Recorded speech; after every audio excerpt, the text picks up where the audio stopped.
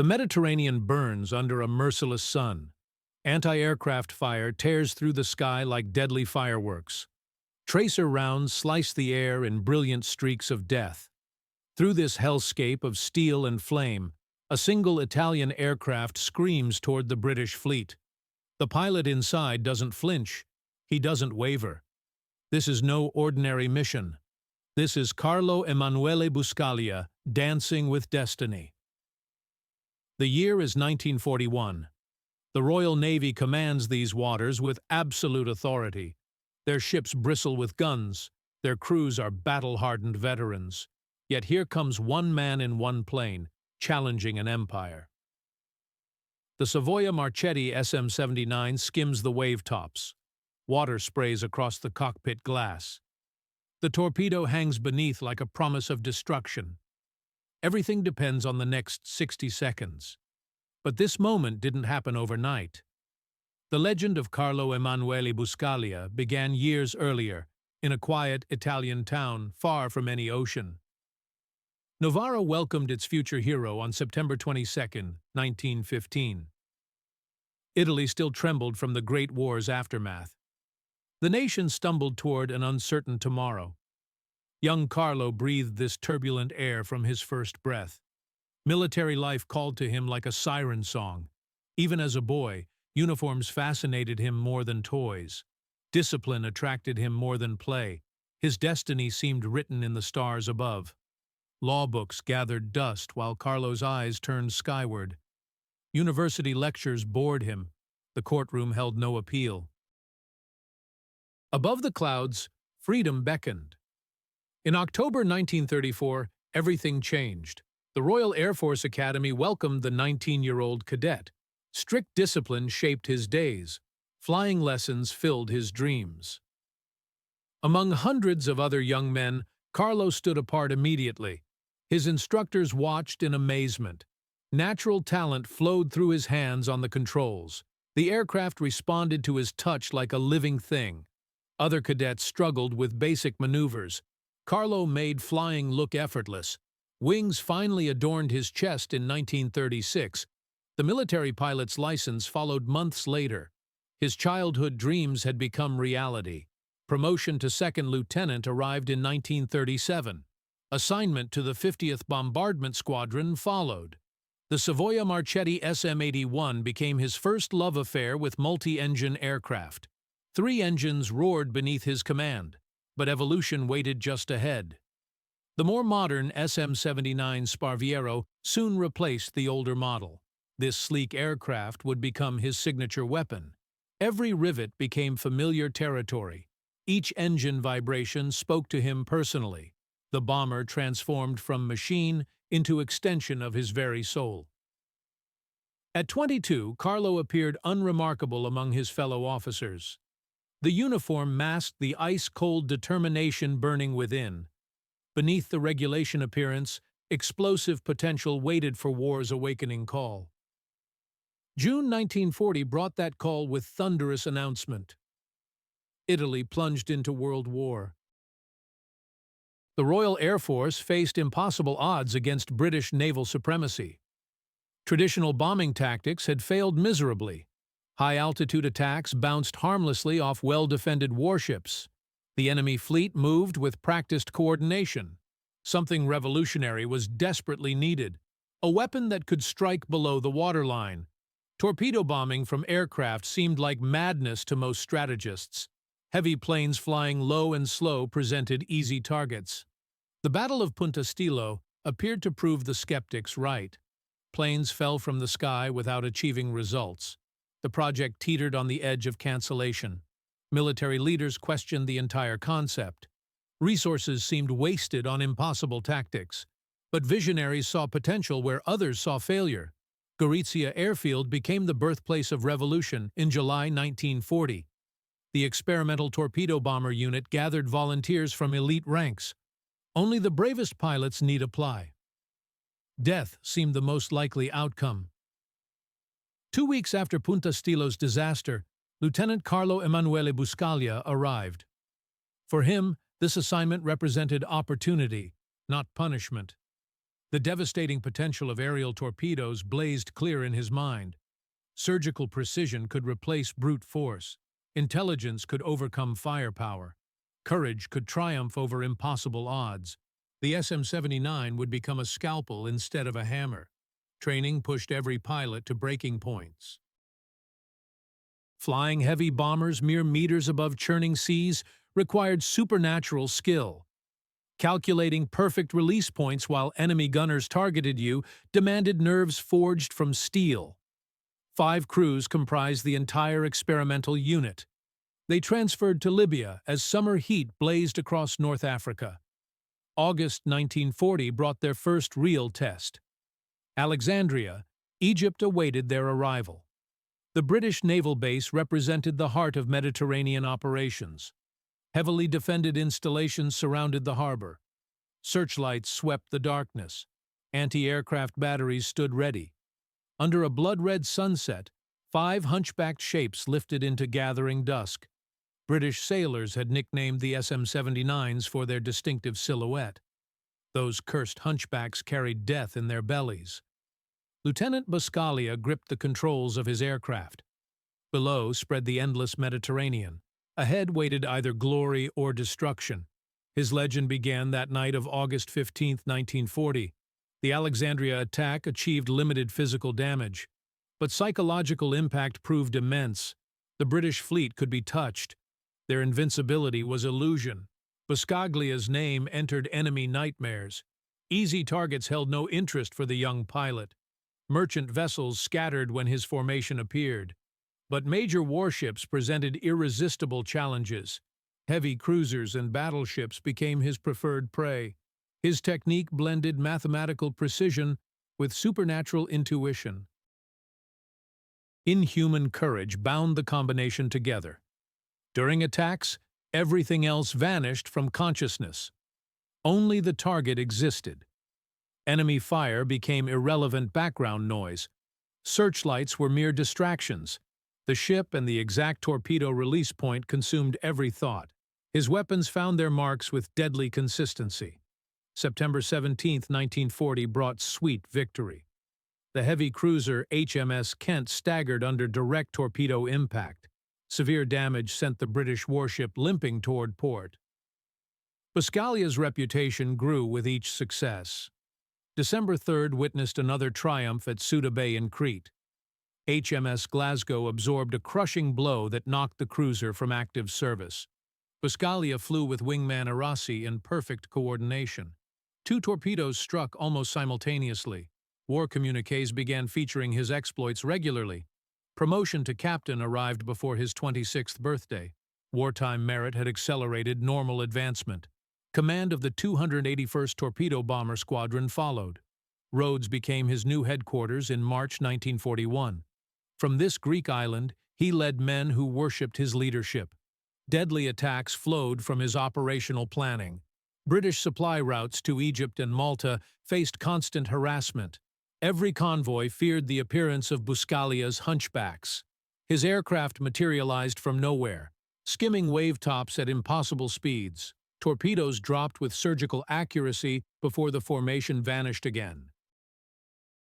Operation Halberd brought spectacular results on September 27th. Italian torpedo bombers achieved their greatest single victory. The mighty battleship HMS Nelson shuddered under devastating damage. British naval confidence cracked visibly. April 1942 delivered another promotion and expanded responsibility. The 132nd Independent Torpedo Bomber Group answered directly to his commands. An entire elite unit now followed his tactical genius. The pinnacle of his career had arrived. Mid-June 1942 witnessed the writing of epic chapters.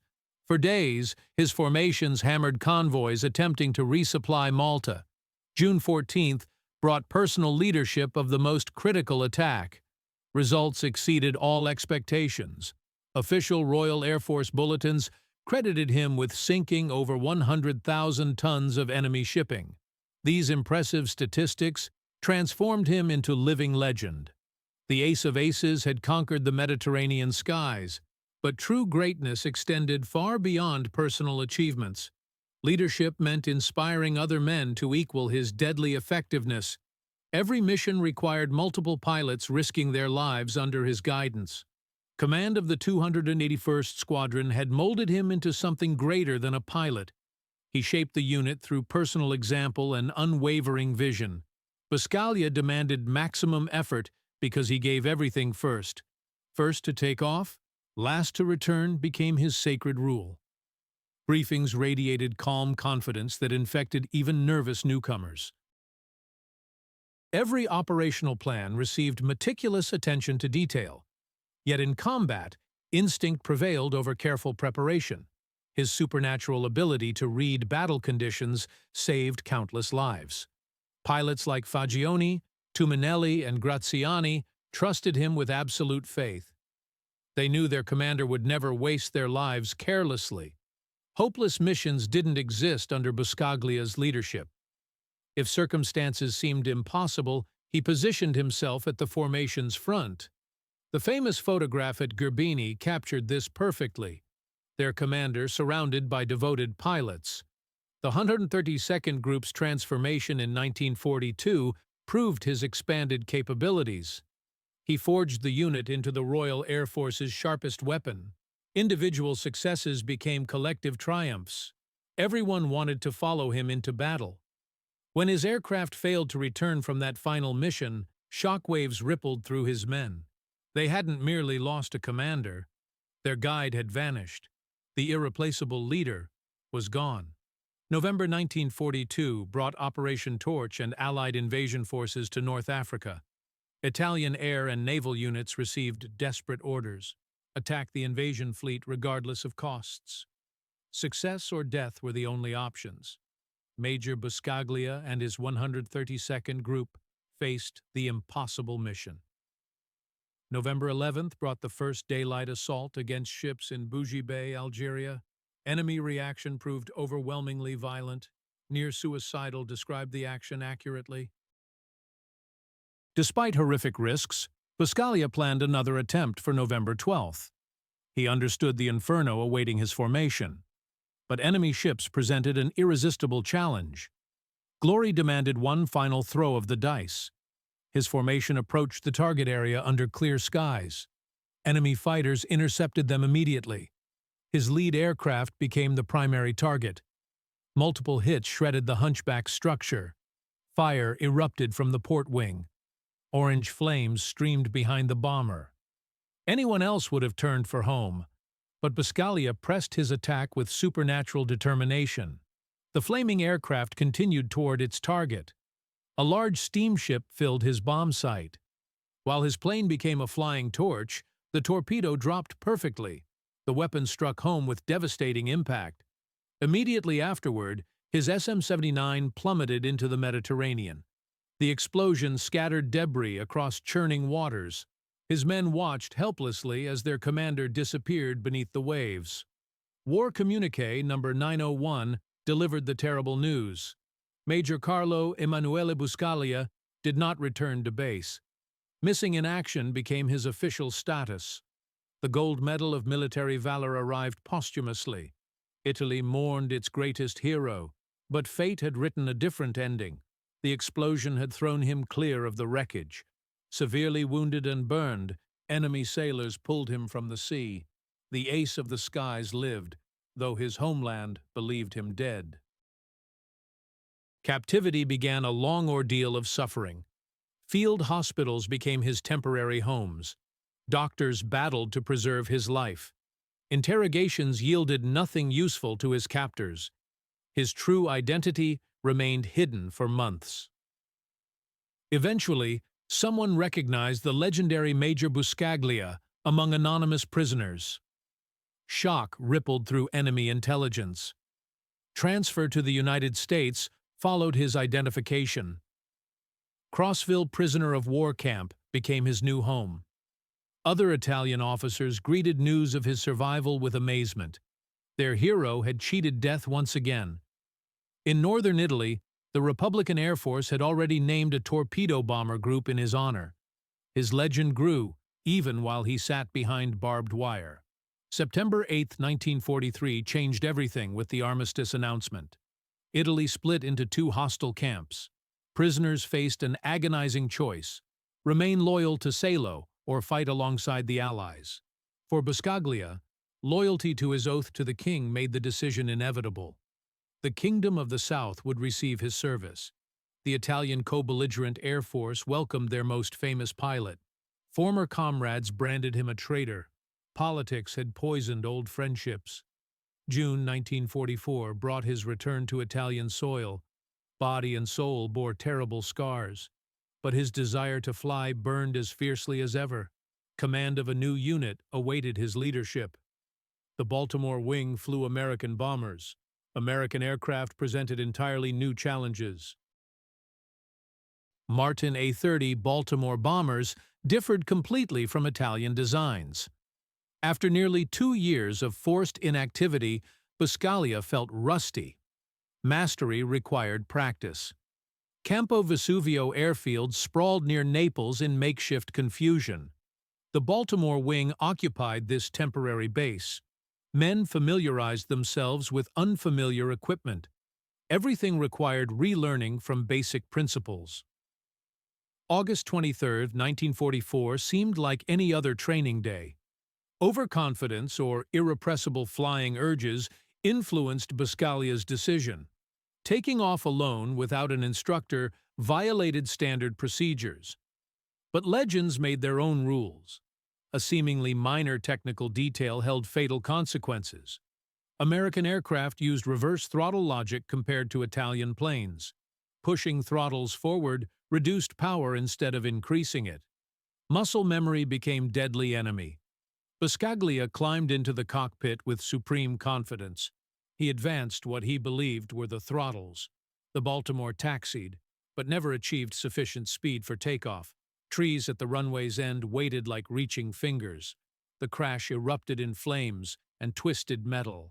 Rescuers pulled him from the burning wreckage. He lived, but his condition inspired no hope. The military hospital in Naples became his final stop. Death claimed him the following day. August 24, 1944 marked the end of an incredible journey. The ace of the skies fell to irony rather than enemy action. Countless battles, fleet fires, shoot-downs, and imprisonment had been survived. A trivial peacetime accident accomplished what no enemy could achieve. His last flight fought against mocking fate instead of hostile forces. He had lived twice, only to die on Vesuvius's slopes during apparent peace. The story of Carlo Emanuele Buscaglia transcends simple military biography. Courage, skill, and destiny intertwined throughout his incredible journey. Italian aviation history holds no more complex or fascinating figure. His decorations told only part of the story. Gold Medal of Military Valor, 5 silver medals, German Iron Cross adorned his memory. But statistics could never capture the man's true essence. Pioneer, charismatic commander, pilot of unparalleled talent. These labels described aspects of his character. His absurd death only added complexity to an already legendary life. History claimed him in all his contradictions. Today, the Italian Air Force preserves his memory with reverence. The name Buscaglia remains synonymous with courage and ingenuity among Italian airmen. His legacy continues flying high above the Mediterranean he once ruled. From Novara's quiet streets to history's immortal pages, one man's journey changed warfare itself. The torpedo bomber tactic he perfected influenced naval aviation worldwide.